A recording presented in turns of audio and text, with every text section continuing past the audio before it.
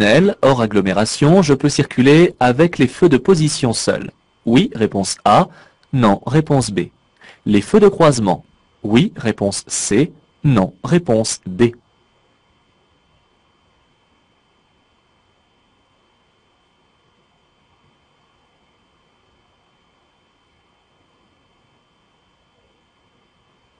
Dans un tunnel éclairé hors agglomération, l'utilisation des feux de position n'est pas suffisante pour voir et pour être vu.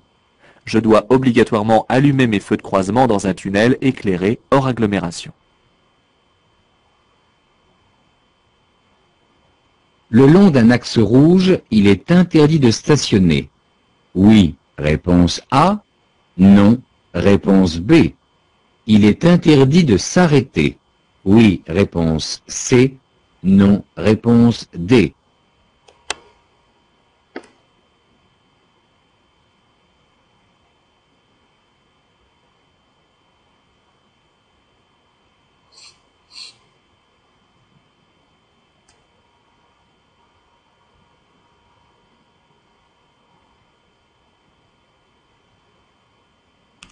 Les axes rouges ont été créés par la mairie de Paris. Il y est formellement interdit de s'arrêter ou de stationner.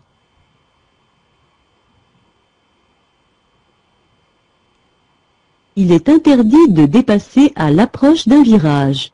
Vrai, réponse A. Faux, réponse B.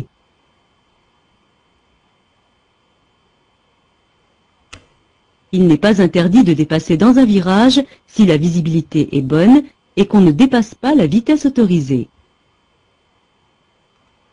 Dans cette situation, je dépasse. Réponse A. J'attends. Réponse B.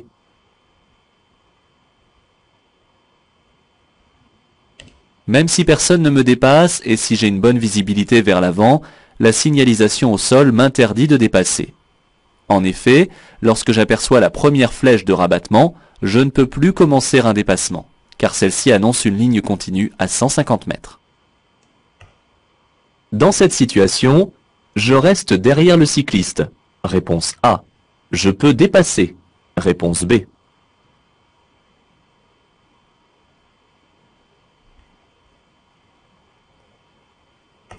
Il est strictement interdit de chevaucher ou de franchir une ligne continue, sauf s'il y a un obstacle sur la chaussée. Si je ne respecte pas cette règle, je risque une forte amende, ainsi qu'une suspension de mon permis de conduire.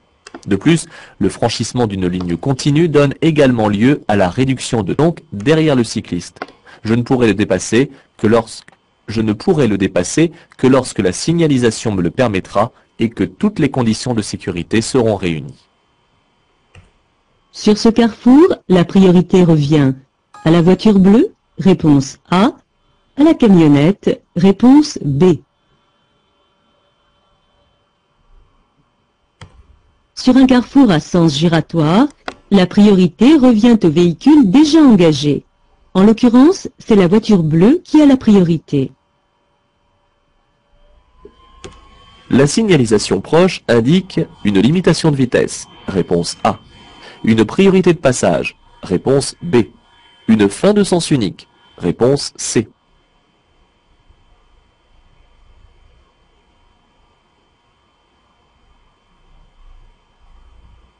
Ici, la vitesse est limitée à 40 km/h, comme l'indique le panneau de prescription.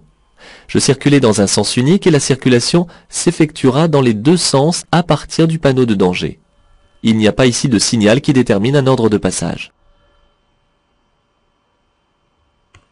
La signalisation indique un accès interdit aux véhicules de transport en commun, réponse A, la fin d'une voie réservée aux véhicules de transport en commun, réponse B, le stationnement interdit aux bus, réponse C.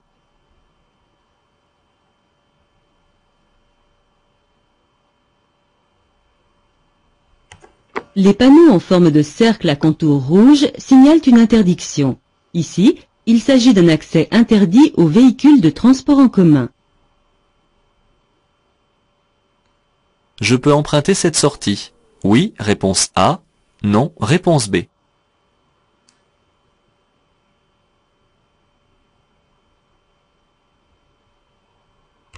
La ligne médiane interdit ici de passer de la voie de gauche vers la sortie. En effet, les traits rapprochés aux abords des sorties sont placés ainsi afin d'éviter cette manœuvre dangereuse. Je continue tout droit et je ne sortirai qu'à la prochaine occasion.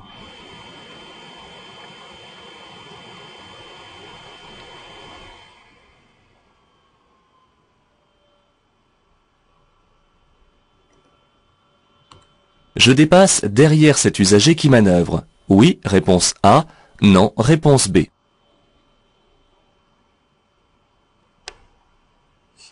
Regardez donc la ligne de rive à gauche.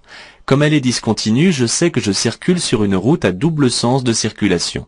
Le dépassement demande une bonne préparation basée sur l'observation. Ici, un véhicule est déjà en train de dépasser. Il n'est pas vraiment interdit de le suivre si l'espace et la visibilité portent loin.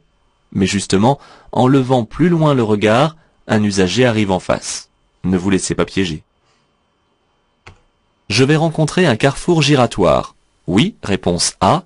Non, réponse B. Je céderai le passage aux véhicules circulant sur l'anneau. Oui, réponse C. Non, réponse D. Les carrefours giratoires se caractérisent par une signalisation spécifique. Le panneau de direction informe les usagers sur les directions distribuées. Je peux dès à présent savoir comment je vais me placer sur l'anneau. Et le panneau d'intersection indique qu'il faut céder le passage à ceux qui circulent déjà sur l'anneau.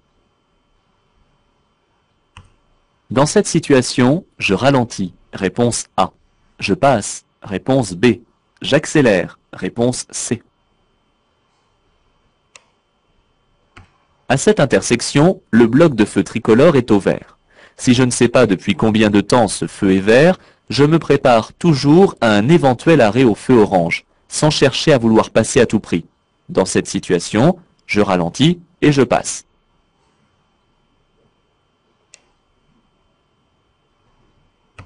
Dans cette zone industrielle, je peux stationner durant 1 jour, réponse A. 7 jours, réponse B. 10 jours, réponse C.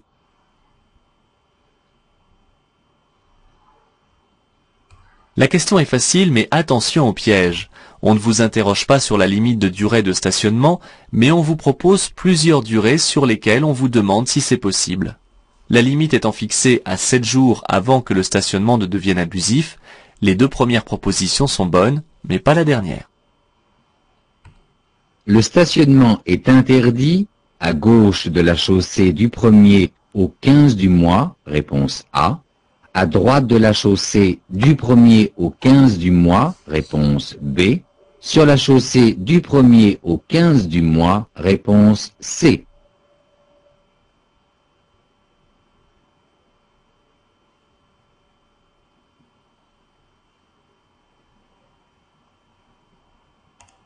Le panneau signale que le stationnement est interdit à droite de la chaussée du 1er au 15 du mois.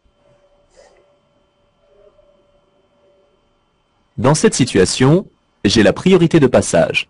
Réponse A. Je cède le passage aux usagers venant de droite. Réponse B.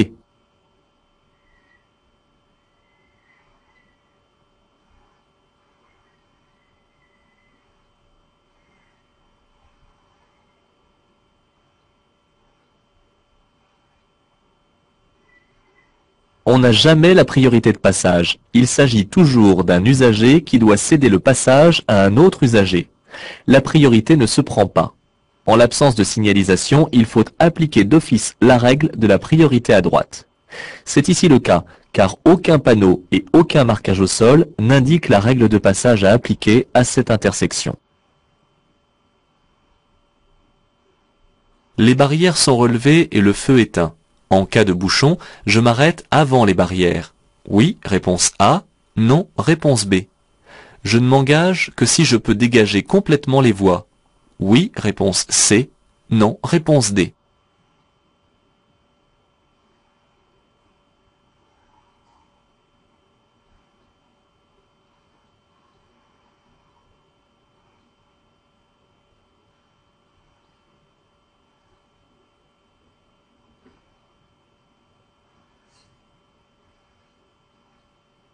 Il faut imaginer l'évolution de la situation. Il est interdit de rester à l'arrêt en circulation sur les voies du train. On se doute pourquoi. Même avec les barrières relevées et les feux rouges clignotants éteints, je reste avant le passage si la circulation est bloquée de l'autre côté. Et je n'avance que si je peux dégager complètement les voies, c'est-à-dire après le passage à niveau.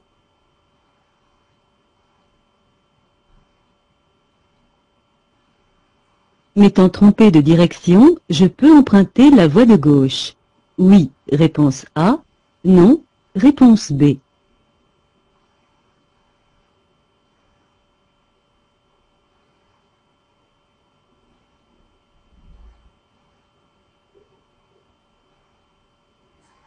Lorsqu'une flèche est apposée sur une chaussée divisée en voies de circulation au moyen de lignes longitudinales, les conducteurs doivent, dès la première flèche, se placer sur la voie correspondant à la direction qu'ils veulent suivre.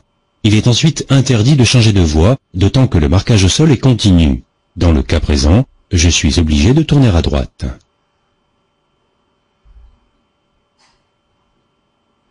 Le panneau de signalisation indique un sens interdit, réponse A, une circulation interdite dans les deux sens, réponse B, un arrêt obligatoire, réponse C.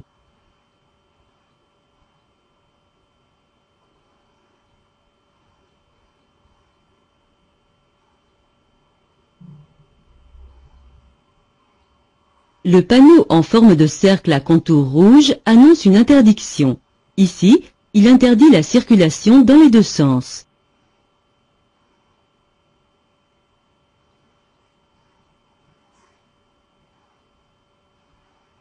Je peux rester sur cette voie pour dépasser ces véhicules. Oui, réponse A. Non, réponse B.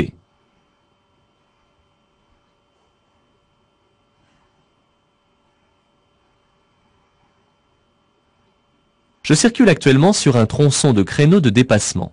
La voie centrale est réservée pour les dépassements dans mon sens de circulation. Je peux donc dépasser les véhicules en restant sur cette voie. Dans cette situation, je passe. Réponse A. Je m'arrête. Réponse B. Bien que ces piétons soient engagés sur le passage qui leur est réservé, ils semblent attendre que tous les véhicules soient passés. De toute manière, mon feu étant vert, je continue tout en ralentissant et tout en surveillant leur comportement.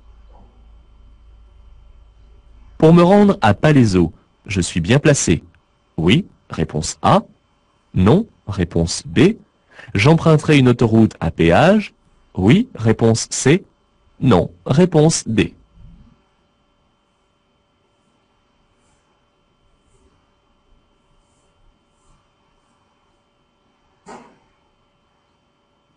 Il ne me reste plus que 300 mètres avant d'arriver à la bifurcation. Attention aux véhicules qui sont déjà placés derrière moi. L'autoroute que je vais emprunter n'est pas à péage, car la direction de Palaiseau est indiquée sur un registre séparé. Le péage ne concerne que les directions d'Orléans, Nantes et Bordeaux.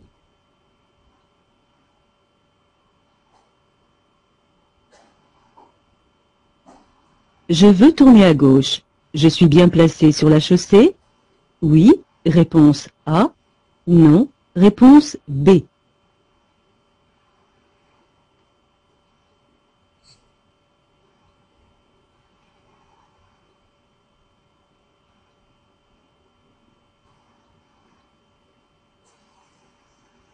La signalisation horizontale m'indique que les véhicules voulant tourner à gauche doivent se trouver sur la file de gauche. Je suis donc mal placé pour tourner à gauche.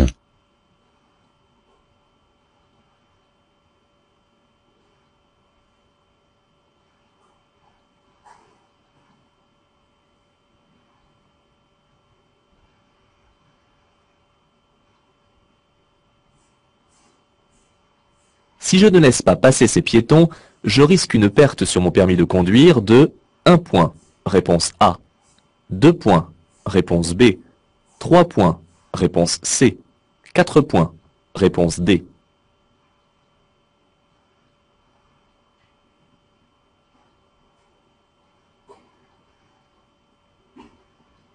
Je suis obligé de céder le passage aux piétons engagés dans la traversée d'une chaussée, qu'ils soient ou non sur un passage piéton.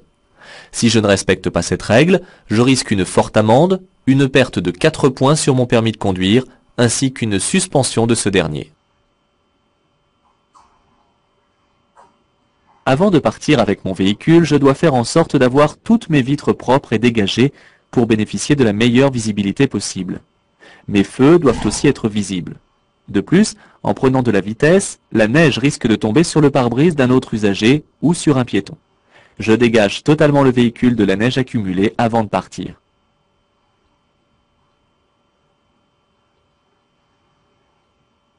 Je dois utiliser cette voie si je conduis un attelage avec caravane. Réponse A. Si mon véhicule est une autocaravane. Réponse B.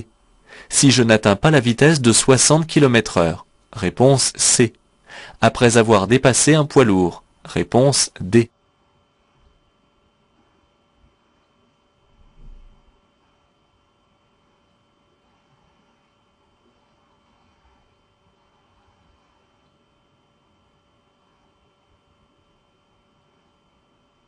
On cherche à vous perdre ou seulement à vérifier que vous avez bien compris la règle. L'utilisation de cette voie réservée ne dépend pas de la catégorie de véhicule mais uniquement de la vitesse. Elle est réservée aux véhicules lents, quels qu'ils soient, à partir de l'instant où ils n'atteignent pas la vitesse de 60 km/h.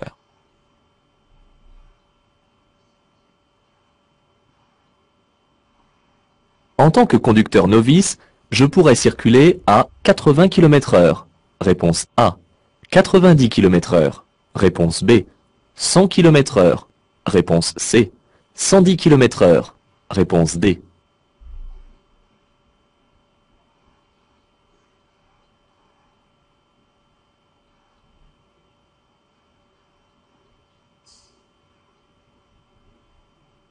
Ce panneau met fin au statut d'une route à accès réglementé. Désormais, la vitesse est normalement limitée à 90 km/h, mais en tant que conducteur novice, elle est réduite à 80 km/h.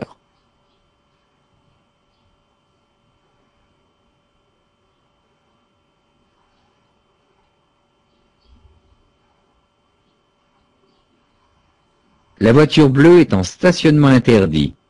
Oui, réponse A. Non, réponse B. La motocyclette est en stationnement interdit. Oui, réponse C. Non, réponse D.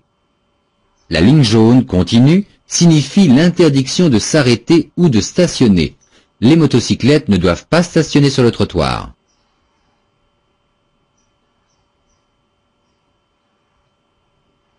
Pour stationner derrière la fourgonnette, je peux éteindre les feux de position.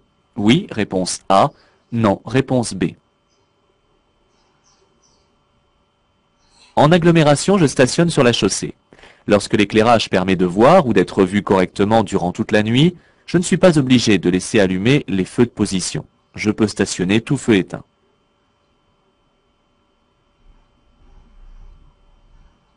Le feu jaune clignote. Les usagers venant de droite doivent me céder le passage. Oui, réponse A. Non, réponse B.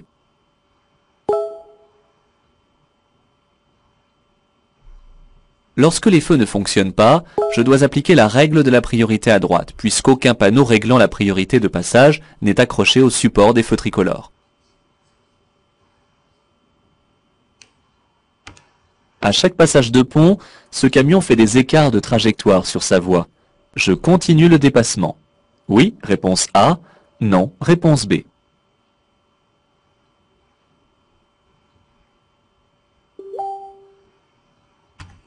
Les véhicules lourds ont tendance à faire des zigzags lors des passages sur ou sous les ponts. Il s'agit en effet du vent latéral. Je surveille donc le comportement de celui-ci lorsqu'il passera sous le pont.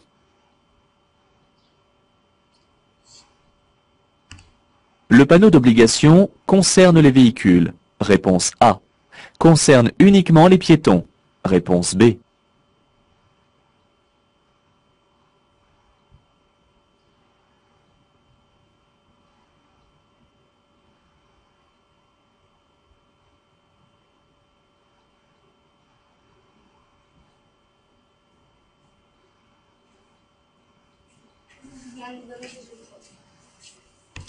Le panneau d'obligation me concerne. Il m'oblige à serrer à droite, car la circulation devient plus loin à double sens de circulation. Le panneau de danger m'avertit que je vais rencontrer un passage pour piétons. Il n'y a aucune relation entre les deux panneaux et aucun ne concerne directement le comportement des piétons. Pour stationner à gauche dans cette descente, il est conseillé de braquer les roues. Du côté gauche, réponse A. Du côté droit, réponse B.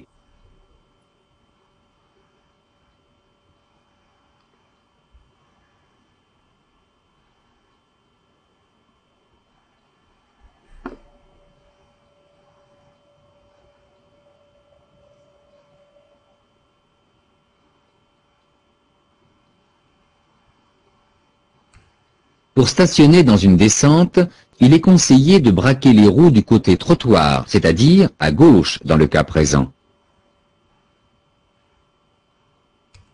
Je peux dépasser. Oui, réponse A. Non, réponse B. Je dois laisser un intervalle de sécurité de 1,50 m entre le cycliste et mon véhicule. C'est ici faisable sans mordre sur la ligne continue, que je ne dois pas chevaucher, car la voie est assez large. Je reste cependant très vigilant, tout en dépassant à allure modérée. Je dois rester particulièrement vigilant envers le véhicule qui me précède. Oui, réponse A. Non, réponse B.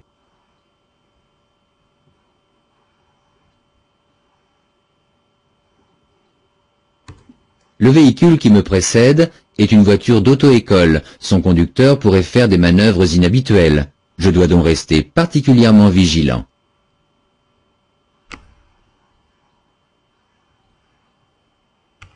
Après le panneau carré, le stationnement sera gratuit. Réponse A. Je vais pouvoir aller stationner. Réponse B.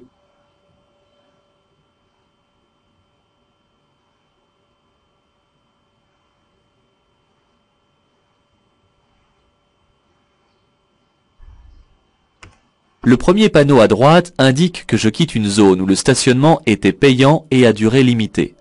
Désormais, le stationnement ne sera plus réglementé. Attention cependant, car j'aperçois au bout de la file de véhicules un panneau de prescription interdisant l'arrêt et le stationnement. Je ne peux donc pas stationner, au moins jusqu'au feu. Ce camion est en infraction.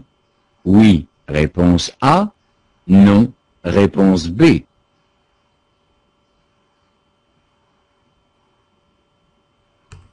L'arrêt de tout véhicule est interdit sur l'emplacement réservé à l'arrêt des bus. Le camion est donc en infraction.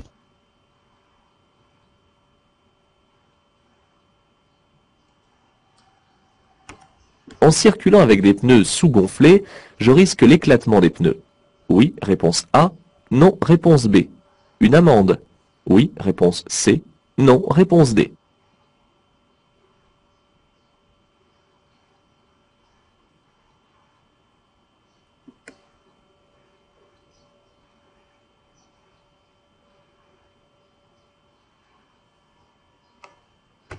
Circuler avec des pneus sous-gonflés n'est pas sanctionné. Cependant, ceci peut être très dangereux, voire fatal. En effet, un pneumatique sous-gonflé provoque un échauffement qui peut aboutir à l'éclatement. C'est pour cette raison qu'il faut régulièrement, au moins une fois par mois, vérifier la pression des pneumatiques. Ce contrôle peut s'effectuer gratuitement dans la plupart des stations-service. Je dois m'arrêter pour ce contrôle de police. Oui, réponse A. Non, réponse B. Pourquoi s'arrêter? Les forces de l'ordre effectuent un contrôle, mais en aucun cas ils ne m'imposent l'arrêt. Je passe tranquillement. Cette commande permet de brancher certains appareils électriques. Oui, réponse A. Non, réponse B.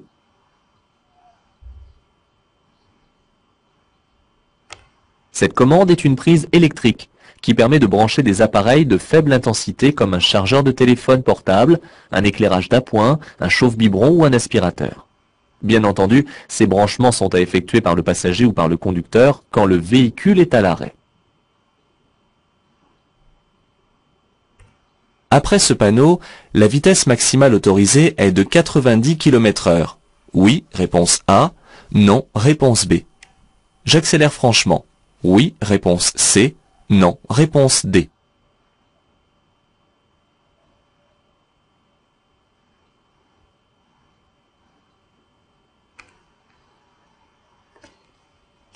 Après ce panneau, je quitterai l'agglomération de Saint-Clair. La vitesse maximale autorisée hors agglomération, sur une chaussée à double sens de circulation étant de 90 km/h, je pourrais accélérer. Mais j'aborde un virage. Aussi, j'attends avant d'atteindre cette vitesse maximale.